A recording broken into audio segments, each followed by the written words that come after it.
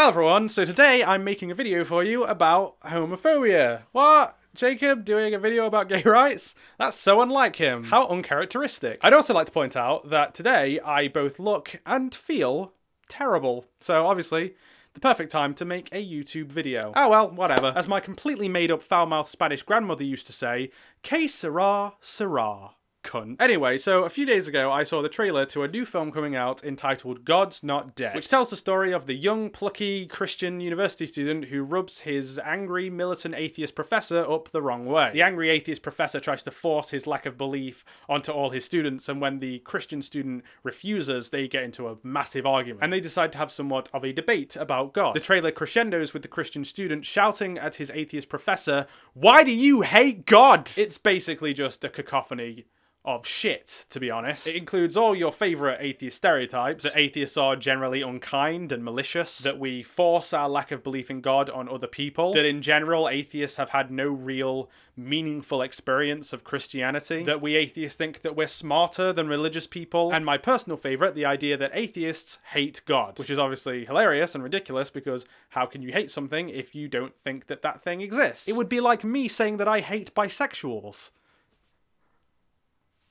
Yeah, I said it. Come at me, Tumblr. Basically, the main theme of the trailer, and as I can only assume the entire film, is that there is a general intolerance of religion in academia and in America in general. It's playing into this bullshit paranoid narrative among some fundamentalist Christians that Christianity and Christians themselves are under attack in the United States. That American Christians are persecuted. A good example of this recently came bubbling to the surface when Jan Brewer, the governor of Arizona, vetoed a bill that would have made it legal for religious business owners to openly discriminate against people based on their sincerely held religious beliefs. As far as I'm aware, the language of the bill was vague and didn't explicitly mention homosexuality, but it has been widely reported as a preemptive reactionary response to examples of religious business owners being sued for refusing service to gay couples in other states. And indeed, a lot of the bill's supporters talked about it with respect to homosexuality. So when Governor Brewer vetoed the bill, of course the American Christian right cried foul, and started to talk about American Christians in terms of the violation of their rights and persecution.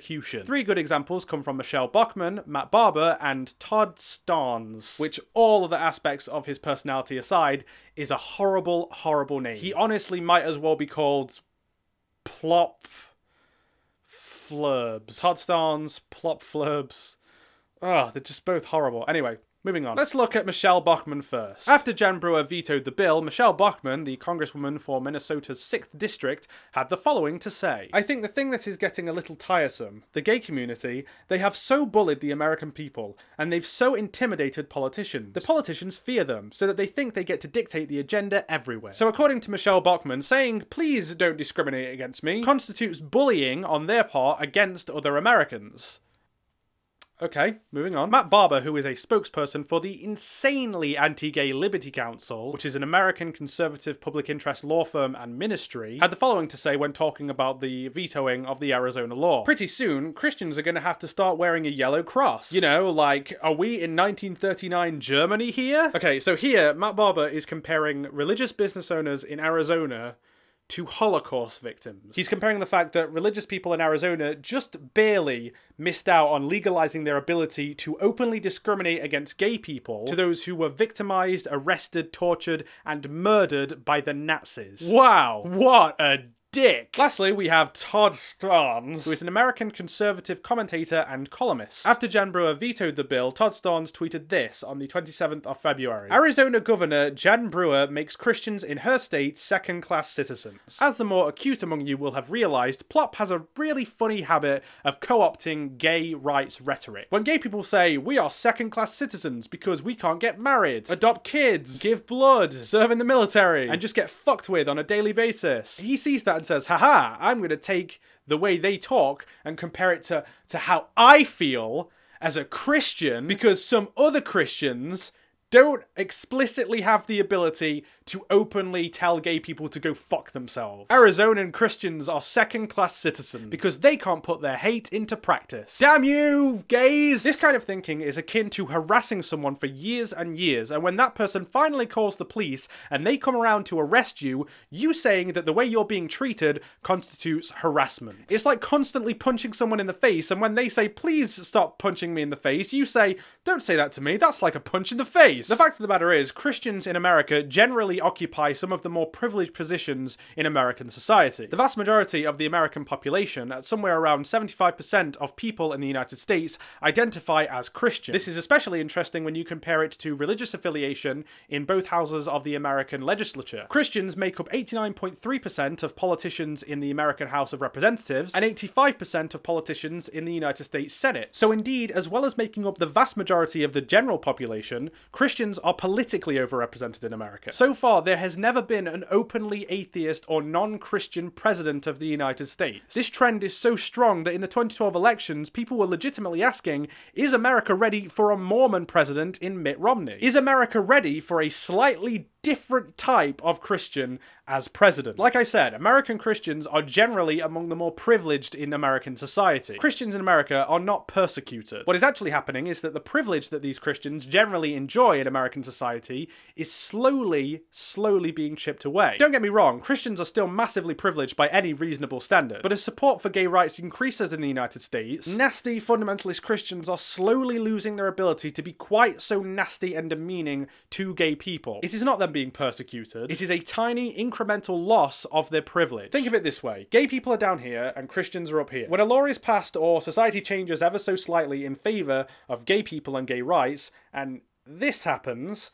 these people start acting like they're being persecuted. They've lost this amount of privilege, and they start going ballistic. We can't fuck with gay people as much anymore. Holy shit, it's getting hard to be Christian in this country. That's how entitled a lot of these crazy fundamentalist Christians are. They're so used to occupying positions of incredible privilege that when that is reduced even a slight amount, they perceive that as persecution. And more than anything, it's so incredibly petulant. This is especially true considering that outside of America, in different parts of the world, outside of the Americentrist bubble that these American Christians have created for themselves, a lot of Christians genuinely are being persecuted. There are places in the world where it is legitimately tough to be a practicing Christian. Open Doors, which is an organization which provides information regarding legitimate examples of Christians being persecuted, has a list of the top 50 countries that discriminate against Christians. The top 10 are, in descending order, Yemen, Iran, Pakistan, the Maldives, Saudi Arabia, Afghanistan, Iraq, Syria, Somalia, and our old friend, North Korea. And I did,